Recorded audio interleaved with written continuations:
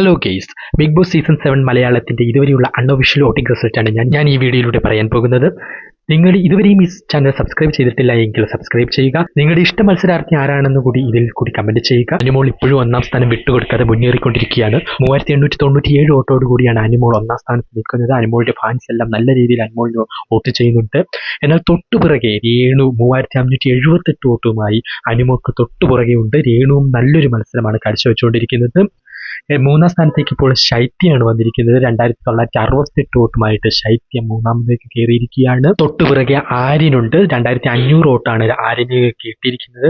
ഇപ്പോൾ ശൈത്യക്ക് പിന്നിലേക്ക് വന്നിരിക്കുകയാണ്. 4ാം സ്ഥാനത്തേക്കാണ് ആര്യൻ എത്തിയിരിക്കുന്നത്. 2500 വോട്ടോടുകൂടിയാണ് ആര്യൻ 4ാം സ്ഥാനം നിലനിർത്തുന്നത്. 2218 വോട്ടുമായി ജിസേൽ ഒട്ടും പിന്നിലല്ല എന്ന് കാണിച്ചുകൊണ്ട് മുന്നേറുകയാണ്. ജിസേലിന് 2218 വോട്ടുകൾ നേടാൻ കഴിഞ്ഞു.